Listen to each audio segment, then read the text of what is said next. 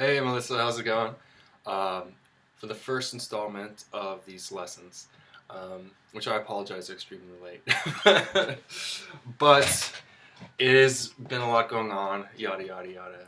Regardless, the first installment of these lessons, I chose to do Donna, which was the first on your list of ones that you'd like to do. So the Ritchie Valens song. Now the key is in F, but that's a really tricky key to play in on a guitar because you have to immediately start with bar chords if you're not using a capo. So for instance, you'd have to start with that F bar chord right there. So I think it makes sense to just shift the key from F,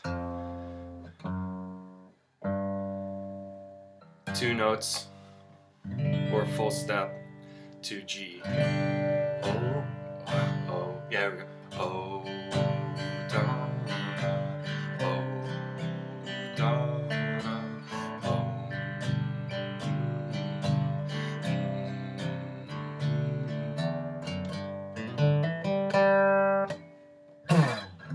So now what happens, I think that will work fine for you because you could hear with me I had to go a whole octave lower with my voice and sing super low because regardless it would be high for me, F or G. But I think for you it should work out because females normally have higher voices. But you can let me know if it doesn't feel right. That was yeah, that was that. So let me know, but I think that this should work no problem without a capo or anything. Regardless, the chords that you're going to start with are G, C, and D. Very simple. There's two parts to the song. This is the first part and the main part. With this, what you're going to do is kind of, you have your two options. You can do the full chorus depending on how they're going, I'm not sure, or you can do, G, C over, sorry, not C over, but C9, or D suspended fourth with your pinky, or with your D major. Either way, right? That's just like the kind of stuff we've been doing a million times. It works.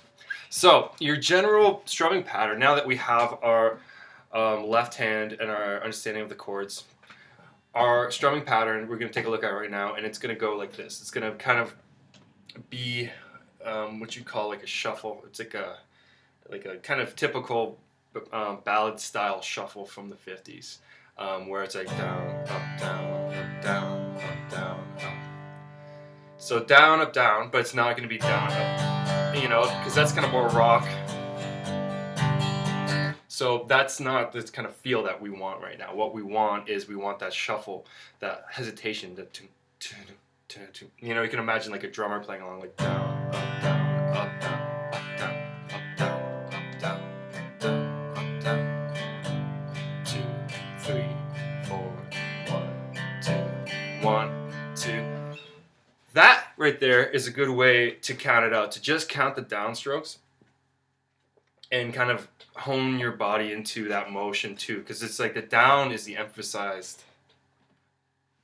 element of this rhythm. So 1, 1, 2, 3, 4, 1, 2, 1, 2. Very nice, but that's it though. I mean, like, super simple elements, but each one has to be done right. Your chorus needs to be clear and beautiful, and your strumming needs to be emphasized to make it a ballad, to make it emotional and heartfelt. So 1 and 2. Oh, oh, Donna, oh, Donna,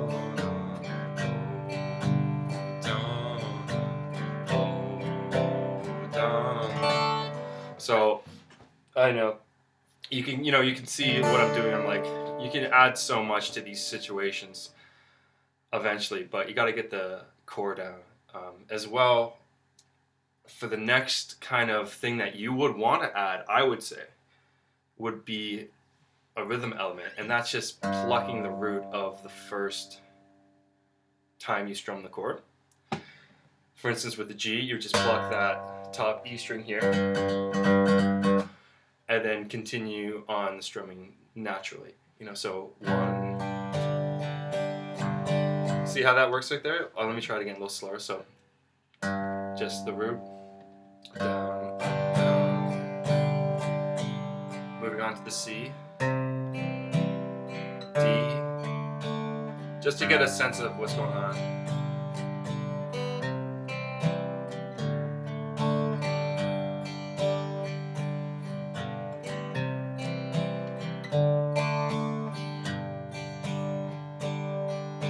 Okay, so that's would be the more kind of like, that would be the next thing you'd want to do once you get those first elements down. And then again with the C, you would just pluck the A string and the top of the C chord there, either version, the C9 or the C major. And with the D, it's a little trickier because it's right in the middle. It's just that open D there, right in the middle of your string. So with the D, it's kind of, you have less of a safety net, I find. Always a good thing just to practice by itself. This is very crucial stuff, even if you want to write like a simple kind of, you know, childlike song. You know, it's nothing like, you know, walking down the street, something, you know,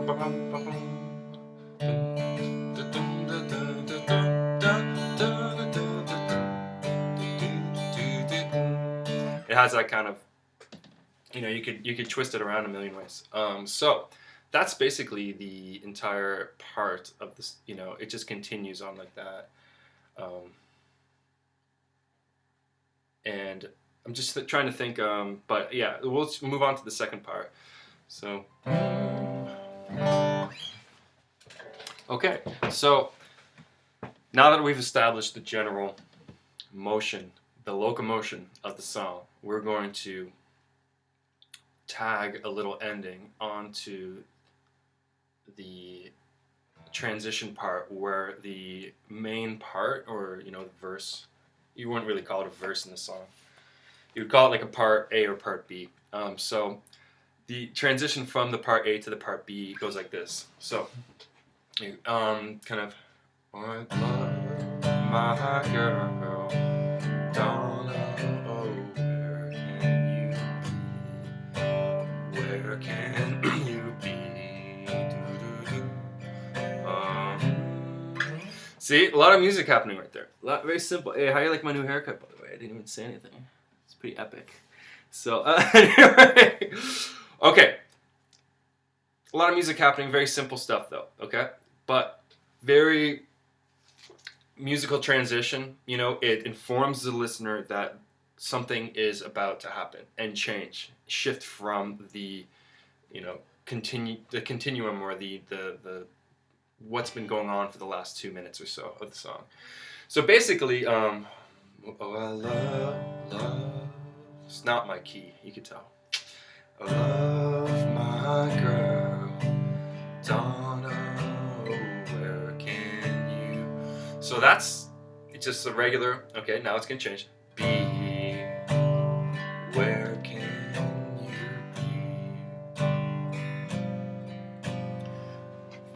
4 chords, and this is how it's going to go. So we have a G for 2 counts. 1, 2, a C major or a C9. 1, 2, all for 2 counts. Back to the G. Now here's where I want to illustrate what's going to happen. Okay, so see how on the G chord you can raise your ring finger from the from the B string there. See how you can just lift that up, and now you could listen to it too. So try to do that yourself right now. You know, press pause, but lift your ring finger and put it onto the D string on the 3rd fret right there, and that's going to be a G7. All right, very, you know, deep sounding 7 chord. It sounds really nice and full and kind of like undeniable. So it's kind of, you could do it a lot in blues music. So try that right now, just like kind of back and forth, and just get a sense of that, because it's simple once you get it, but you need to figure it out. So basically, again, all chords 2 counts. 1, 2, C, 2, G, 2, G7, 2. Very musical. One more time.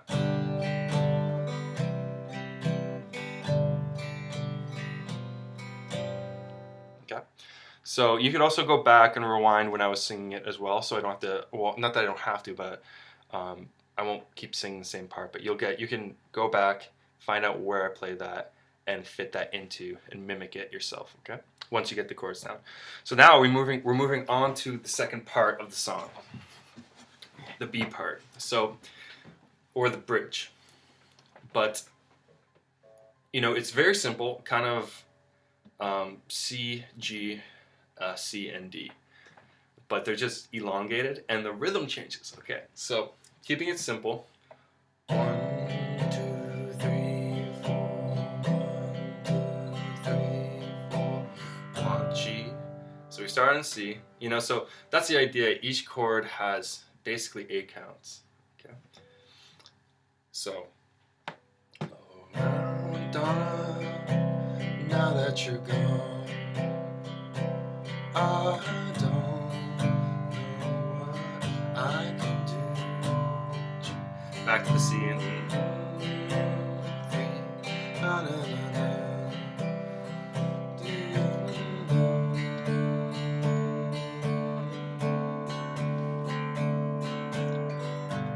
I had a girl, Donna was her name. Alright, you can see how that whole part went down. 8 counts for each chord. But at the end, the D changes. So the D changes halfway through. You don't have to do this, but it's that idea that once you get, say you could just play the D 8 times. 3, 4, 1, 2, 3. I had a girl, Donna. Once you get that down, that transition, then start adding in that D7 to make it another musical inclination that something is happening. The 7s do that. They tell the listener, again, that we're moving forward, we're transitioning. So it's very simple. 1, 2, 3, 4. Now this is a chord that if you don't know already, I'm sure we've done it, but we have done this chord. But you can always look it up. First finger on the B string, 1st fret. Middle finger on the G string, 2nd fret. And ring finger on the E string, 2nd fret. It's like a reverse D major. Just looking at the shape of it, it's like just totally different. Totally, that's how I look at it as a visual person. But again, very classic ballad stuff. And if you get good, then I can teach you more tricks, but we could always save that for later. All right. Okay, so real quick, when you master what I just taught you about the B part, you can add on a second kind of rhythm, or you can adapt a second kind of rhythm. The rhythm that is actually played on the song. More complex, because it takes more of a physical finesse and approach, playing wise. Let me go into it from the transition of the part A to the part B. Where can you be? Oh. See that? Very different.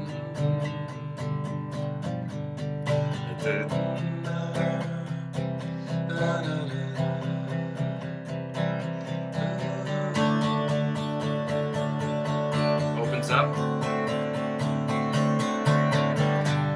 I had a girl, Donna was her name. Very musical. That's, if you do that, people won't be able to deny it. People be like, oh, they'll like it because it's just good music. That being said, it's harder. It might be, you'll see how hard it is when you try it. But the idea is that you're going to be doing a series of 3 strums with all those down strums. And it's math. When you do 3 times 4, because we're looking at a bar, right? We're looking at a bar of music. And within that, there's 4 beats. But But if you do 3 strums for each beat, then it adds up to be 12 and it works out evenly. So that's the idea actually. For every beat you do 3 strums. 1, 2, 3, 1, 2, 3, 1, 2, 3, 1, 2, 3, 1, 2, 3, 1, 2, 3, 1, 2, 3, 1, 2, 3. See that? Notice how I did that 8 times. So 2 groups of 4, 2 bars. Just like before. 1, 2, 3, 4, 1, 2, 3, 4, 1. Same idea, same concept. You're just doing this light down strum. Now notice how, you know, it's very light, you know, like very much almost like this elastic kind of thing, you know, like with that rubber pencil idea. It's like 2, 3, 1, 2, 3, 1, 2, 3, 1, 2, 3. You know, I'm obviously got my fingers together to keep my pick, but I'm kind of like almost like how a drummer plays. You know, the idea of this. My wrist is really loose, although this is tight. It's tight enough, right? My wrist is super loose, and I'm kind of moving it from the elbow. So it's exactly like that rubber pencil idea. You know, when that idea how it's kind of like you get that illusion. It's that same idea. 1, 2, 3, 1, 2, 3, 1, 2, 3. Now I could do a million downstrokes, and it doesn't make me tired at all. It doesn't tax me. It doesn't like you know. It's if I was tense, you know, if it was like rock music, it would be more hard to play. But this is very elemental ballad 50s style kind of stuff. 1, 2, 3, 1, 2, 3, 1, 2. And again, when you go to that change at the end, the transition. 1, 2, 3, 1, 2, 3, 1, 2, 3, 1, 2, 3. Now I'm glad I said that because I almost forgot that when you do the D. It's what you're going to do actually, instead of just the 3s, you're just going to blow that out of the water, and you're just going to do all downstrokes without the counting 3. So it's just like 1, 2, 3. There's no emphasis. There's no 1, 2, 3, 1, 2, 3 that makes it that. There's just downstrokes. So you can count in your head. No, you see that difference? 1, 2, 3, 1, 2, 3, as opposed to same amount of strums, but just no emphasis, okay? Now the final element is really simple, and it's, since the song fades out, what you can do is just simply end on the G, you know, and just make it a nice, lush, full ending.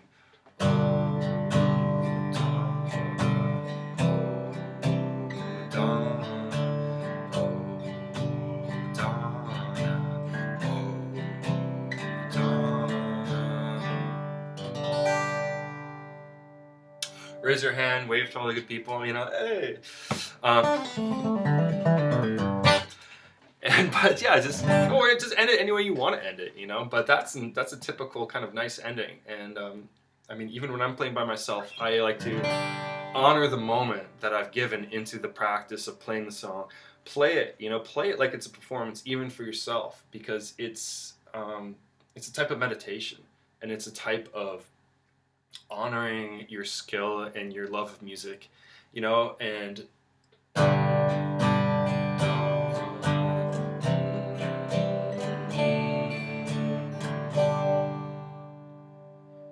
you can just end it, you can slow it down. We practice this.